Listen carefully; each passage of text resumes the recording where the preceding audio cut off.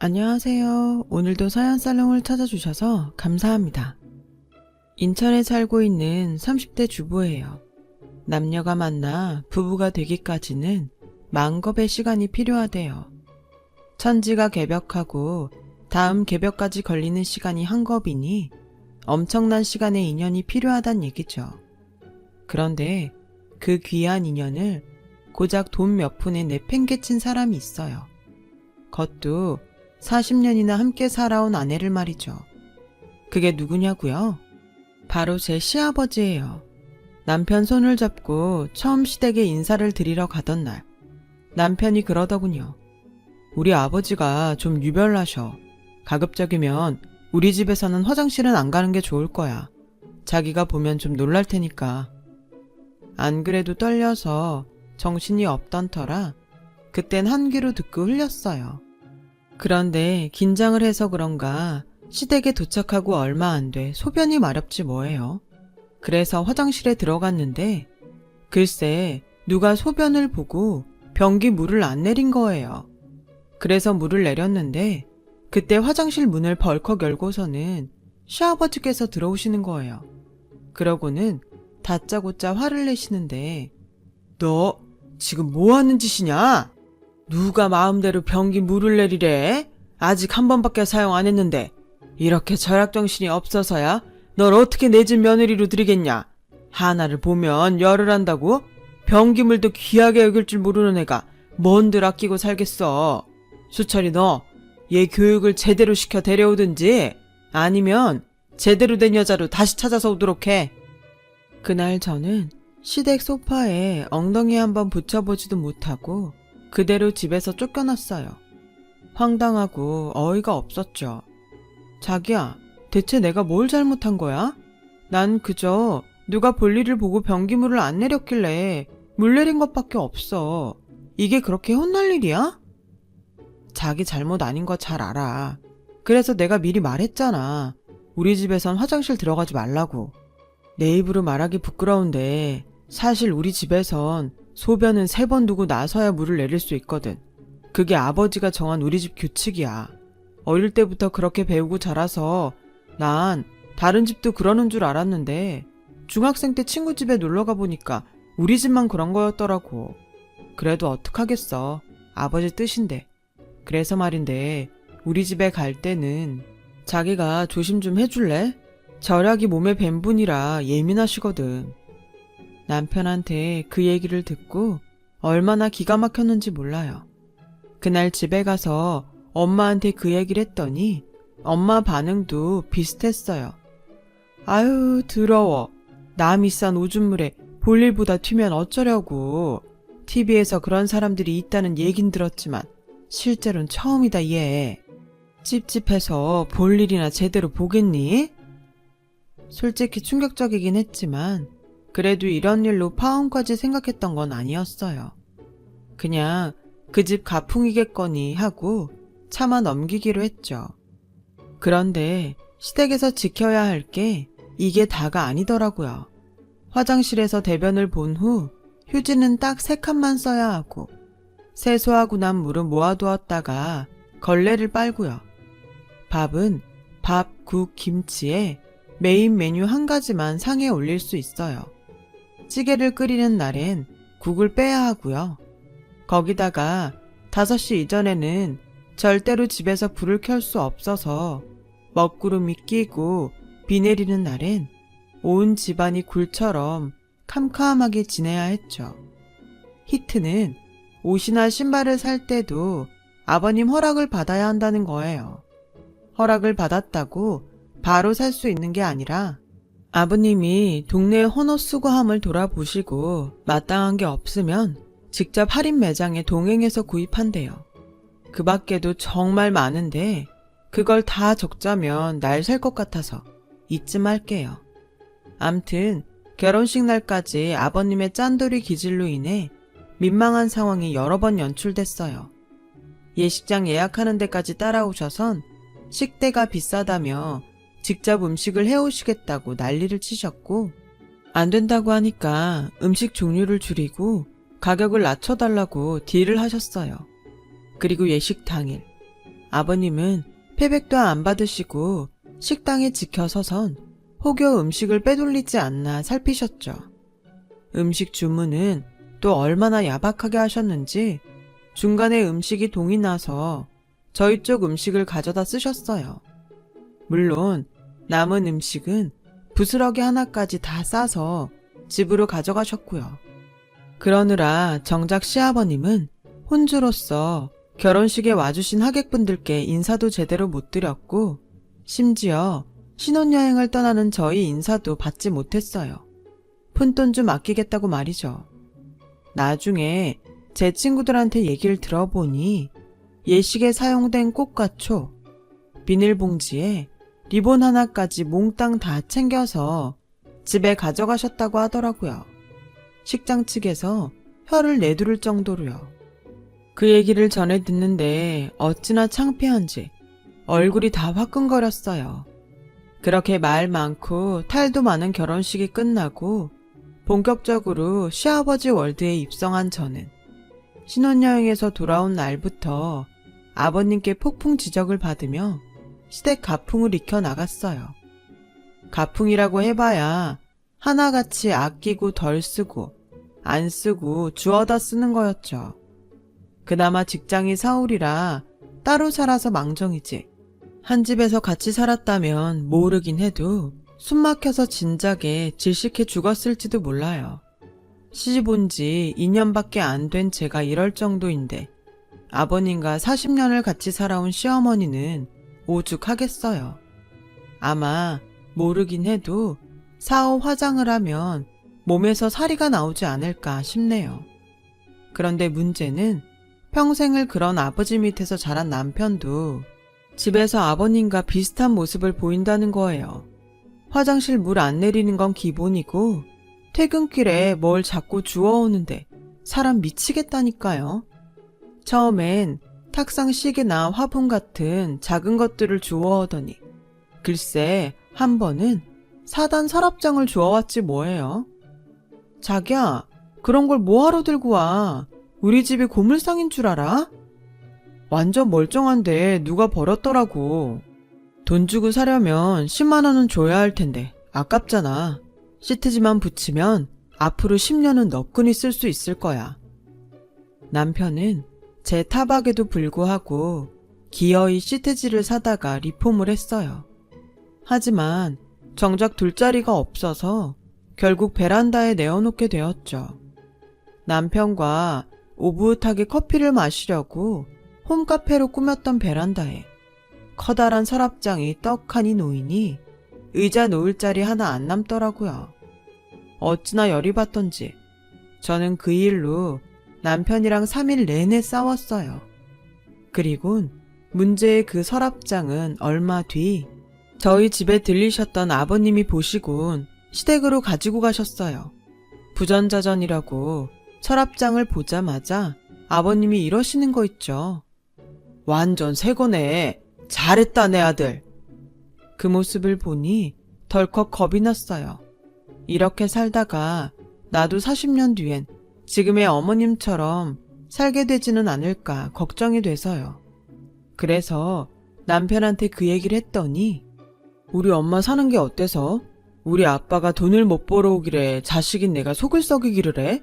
세상에서 제일 속 편한 사람이 바로 우리 엄만데 무슨 소리야? 이렇게 여자를 모르더라고요. 말이 났으니 말이지 저희 시어머니는 밖에 나갈 때 입으로 하나 변변한 게 없어요. 20년도 더 된 구닥다리 옷에 아버님이 어디서 주워온 핸드백, 수차례 가격이 다운된 할인 매장 2월 상품 구두 하나가 고작이거든요. 그 모습이 짠해서 제가 시집 올 때 백화점에 들러 어머님 옷이랑 구두를 사드렸는데 가격표를 본 아버님이 화를 내시며 기어이 백화점에 가서 환불을 받아오셨더라고요. 얘 아가, 네 카드로 결제를 해서 카드 취소로밖에 환불이 안 된다고 그러더라.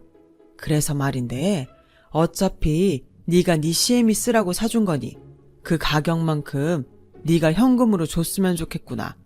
네 CM이한테 줘봐야 돈 쓸 줄도 모르는 사람이니까 그냥 나한테 다오. 결국 아버님은 제가 어머님께 사드린 옷이며 구두까지 몽땅 현금화해서 당신 지갑에 챙겨 넣으셨어요. 그리고는 어머님께 한 소리를 하셨죠. 여편네가 돈 무서운 줄 모르고 어디 수십만 원 하는 옷이며 구두를 덥석덥석 받았을 생각을 해? 제발 정신 좀 차리고 살아. 자기 분수를 알아야지 원. 어머님은 선물도 뺏기고 아버님한테 싫은 소리까지 들으셔야 했어요.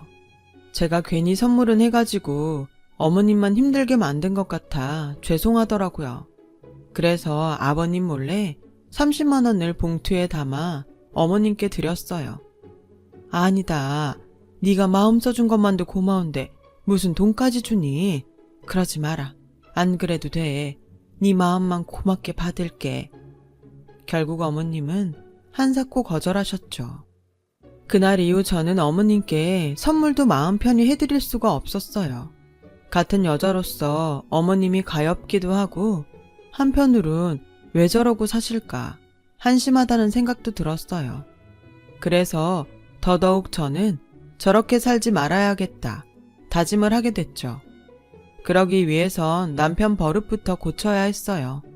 나중에 아버님처럼 안 되게 애초에 길들여야 하니까요. 난 어머님처럼 살지 않을 거야. 그러니까 당신이 아버님처럼 살려는 마음이 있다면 일찌감치 버려.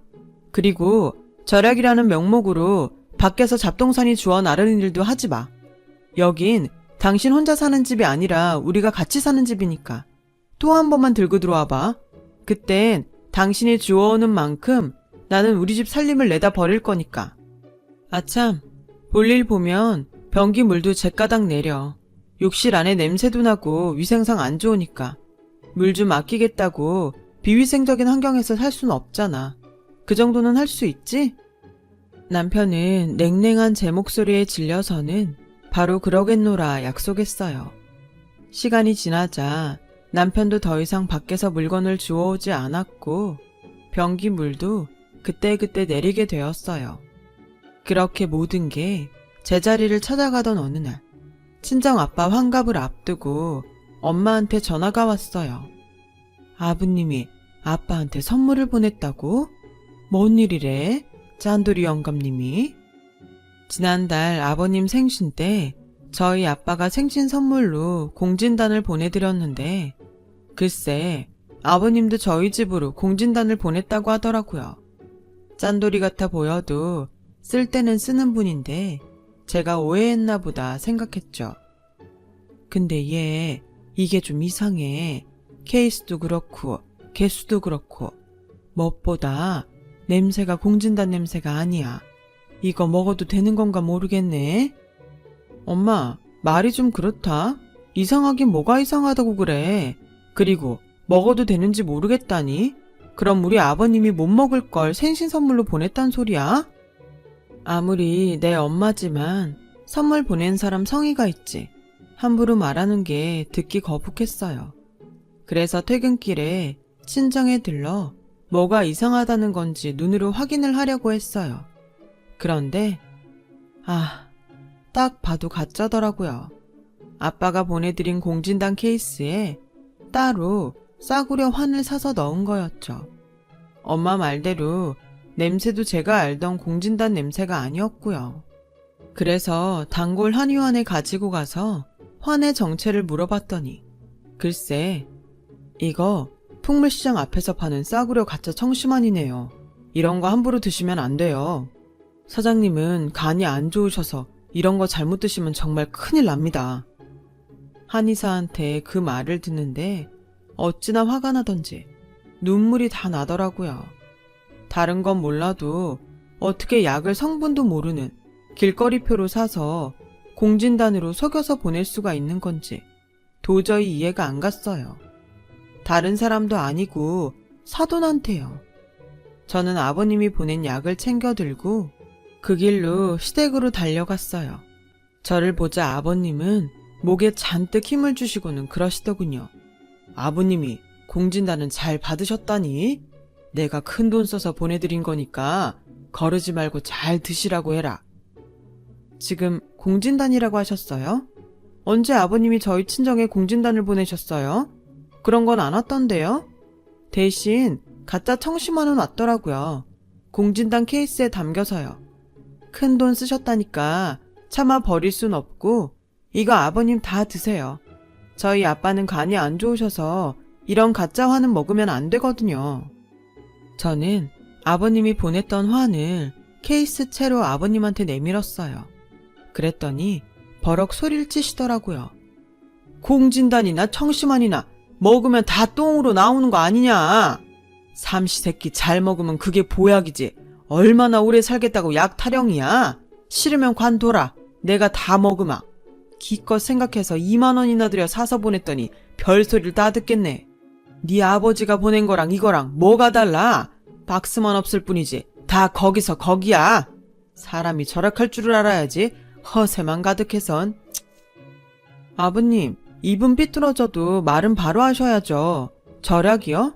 아버님은 절약을 하는 게 아니라 궁상을 떠시는 거예요. 애초에 절약이 목적이었다면 공진단 케이스에 가짜 약을 넣어 보내진 않았을 거예요.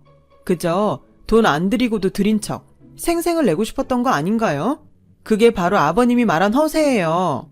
저희 친정 부모님은 돈 아까운 줄 몰라서 그 비싼 공진단을 아버님한테 선물했는 줄 아세요? 당신도 비싸서 못 드시는 거 내 자식 잘 봐달라고 보내신 거라고요. 그런 마음을 어떻게 허세라고 말씀하실 수 있어요? 아버님도 자식 키우는 입장이시면서 어떻게 그럴 수가 있냐고요. 말로는 매번 절약절약 하시는데요. 그러시면서 아버님이 받을 때는 왜 아무 말씀 없으세요? 남한테 기백짜리 받을 땐 절약 생각 안 나시고 주머니에서 돈 2만 원 나갈 땐 절약 정신이 솟아나나요? 세상에 그런 이중적인 절약 정신이 어딨어요? 그저 욕심이지. 앞으로는 저도요, 아버님이 하시는 만큼만 해드릴게요. 저도 이 집 식구인데 절약해야죠. 그러니 서운하단 말씀하지 마세요.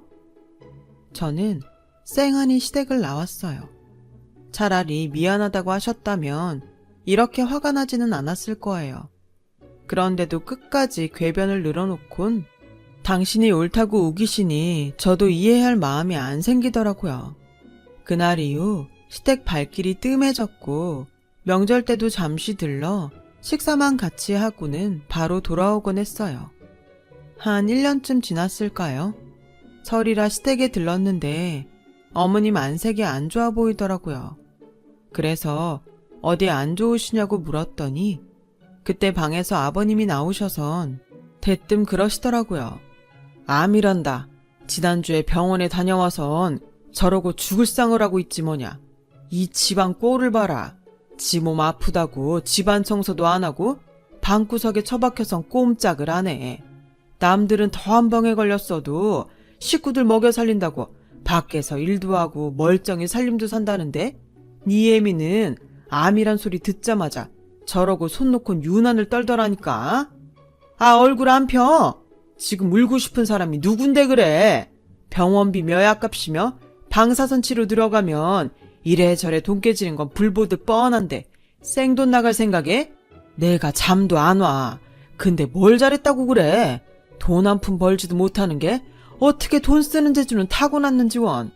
그나마 하던 집안일도 못한다니 저걸 어디다 써먹어? 아무짝에도 쓸모없는 여편네 같으니라고? 에잇! 단돈 100원이라도 쳐준다면 당장 내다 팔고 싶은 심정이구만. 아버님, 말씀 함부로 하지 마세요. 사람이 아프다는데 그런 말이 나와요? 어떻게든 치료해서 회복시킬 생각은 않고 쓸모가 없다니요. 어머님이요, 아버님 아내예요. 말이 났으니 말이지. 네 시애미가 인물이 있기라냐 배운 게 있기라냐. 하다못해 남들 다 있는 친정도 없이 천에 고하나 마찬가지인걸 이날 이때까지 내가 먹이고 입히고 살았다. 그때 수철이만 배지 않았으면 내가 미쳤다고 네 시애미랑 결혼했겠냐? 근데 뭐? 암? 은혜는 못 갚을 망정 몹쓸 병까지 걸려서 돈 까먹게 생겼는데 내가 복장이 안 터지냐? 잔말 필요 없다. 그렇게 네 시애미가 불쌍하면 네가 데려가서 살아라. 어머니 며느리도 자식인데 못할 게 뭐냐? 데려가서 살아. 난 필요 없다. 아버님은 암 걸린 아내를 위로하지는 못할 망정 쓸데없는데 돈 들어가게 생겼다고 타박만 하셨어요. 남도 그렇게는 안 할 거예요. 도무지 인간미라곤 찾아볼 수도 없더라고요. 그때였어요.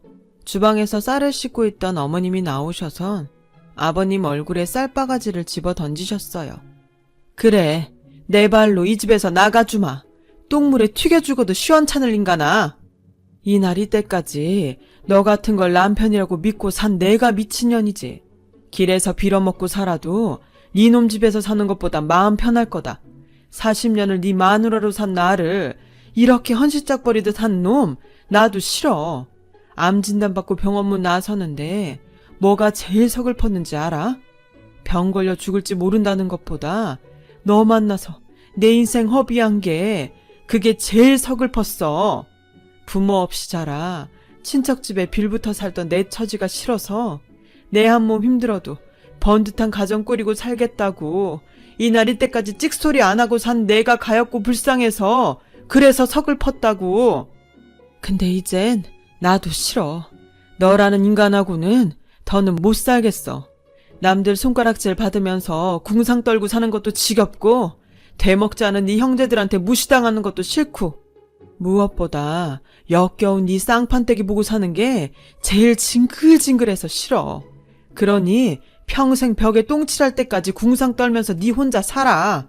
툭하면 내가 놀고 먹었다고 하는데 TV에서 들으니 가사노동도 엄연히 노동으로 인정한다더라. 그뿐이야? 너랑 네 형제들이 떠넘긴 치매 걸린 네 부모도 내가 다 모시지 않았니? 어디 돈 한 푼 주고 부렸어? 데리고 사는 걸 감사하라며 오히려 큰 소리 치고 부렸지. 나 그 돈 다 위자료로 받을 거야. 이날 이때까지 네가 나한테 퍼부은 폭언이랑 인격 모독 그거 다 돈으로 받아낼 테니까 각오해. 누구 맘대로 위자료를 달래. 그동안 네가 입고 먹고 산 집이 다 누구 건데. 어디서 주워들은 건 있는 모양인데 어림없어. 나갈 거면 네 몸만 조용히 들고 나가. 내 돈으로 산 건 실오라게 하나도 가지고 나갈 생각 말고. 세상 천지에 너 같은 걸 받아줄 사람이 어딨다고 까불어 건방지게. 왜 없어요? 어머님 저희가 모시고 살면 돼요. 안 그래요 어머님? 그리고 그동안 아버님이 어머님 옷을 사준 적은 있으세요? 다 헌어 수거하면서 주워다 입히셨지. 제가 사드린 옷도 환불해서 아버님이 챙기셨죠? 정확히 47만 원이었으니까 그 돈만큼 물건으로 챙겨 나갈게요. 이의 없으시죠? 저는 어머님 방에 들어가 가방에 어머님 짐을 챙겼어요. 말이 짐이지 사실 챙길 것도 얼마 없더라고요. 40년간을 살아온 집에서 어머님 짐은 고작 20리터 캐리어 그 분량뿐이었거든요. 제가 어머님을 모시고 나올 때까지 아버님은 눈을 부릅뜨고 뭐 더 들고 나가는 거 없나 살피셨어요. 그 눈빛이 어찌나 고약하던지 정말 상종도 하고 싶지 않을 정도였죠. 그렇게 어머님은 40년간의 회한의 결혼 생활을 마치고 저희와 함께 살게 되셨어요. 저희 집으로 향하는 차 안에서 어머님은 한참을 우셨어요. 그 울음의 의미를 제가 온전히 헤아릴 수는 없겠지만 그래도 조금은 알 것 같더라고요. 그래서 마음 놓고 우시라고 일부러 길을 돌아서 먼 길로 갔어요. 그렇게 한참을 울고 난 어머님은 아까는 경황이 없어서 고맙다는 말도 못하셨다며 고맙고 미안하다고 하셨어요. 위자료를 받으면 바로 집을 구해 나가시겠다고요. 그날 밤 퇴근해온 남편과 상의해 일단은 어머님 치료가 끝날 때까지는 우리가 모시고 살기로 했어요. 어머님은 아버님과 이혼 소송이 진행되는 와중에도 꾸준히 병원을 다니시며 유방암 치료를 받으셨고 아직 초기 단계라 약물 치료를 하면서 상태를 지켜보기로 했어요. 아, 그리고 생각지도 못한 일도 있었지 뭐예요. 12시가 다 되어가던 무렵이었는데 어머님 방에서 핸드폰 벨소리가 나더라고요. 대개 연세든 분들한테 늦은 밤에 걸려오는 전화는 부고가 대부분이잖아요. 그 전화가 그랬어요. 어린 시절 어머님을 키워주신 고모님 부고였죠. 그런데 그 고모님 댁을 정리하면서 장롱 바닥에 숨겨진 문서를 발견한 거예요. 어머님의 아버지 이름으로 된 땅 문서였죠. 고모님이 일부러 감춘 건지 잃어버린 건지 알 길이 없지만 결국 제 주인을 찾아가게 된 거죠. 시골 땅이라 돈은 얼마 되지 않아서 어머님은 그곳에 집을 짓고 살겠다고 하셨어요. 아버님한테 받은 위자료로 집을 짓고 텃밭을 가꾸며 사신다고요. 아무래도 서울보다는 공기 좋은 시골이 살기 좋으시겠다네요. 그리고 그동안 저희와 인연을 끊고 살던 구두쇠 시아버지는 그동안 모아둔 돈을 오피스텔 분양권에 투자했다가 사기꾼들한테 몽땅 털려서 알거지가 됐어요. 그렇게 돈돈하면서 궁상을 떨고 모은 돈을 사기꾼 입에 한 입에 털어 넣으신 거죠. 안 됐지만 어쩌겠어요. 다 자업자득인걸. 그동안 사람들한테 어찌나 인심을 잃고 살았는지 그 소문이 들리자 다들 아버님과 손절을 했다더군요.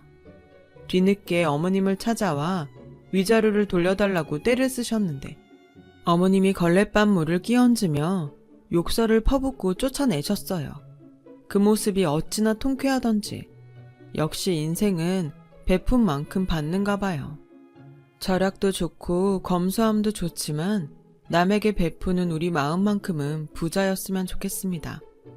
지금까지 제 사연을 들어주셔서 감사드려요. 들어주신 여러분도 부자 되시고 항상 건강 챙기세요. 여러분, 사연 댓글에 응원과 현명한 조언 부탁드려요. 좋아요와 구독은 저에게 큰 힘이 됩니다. 오늘도 좋은 일 가득하세요.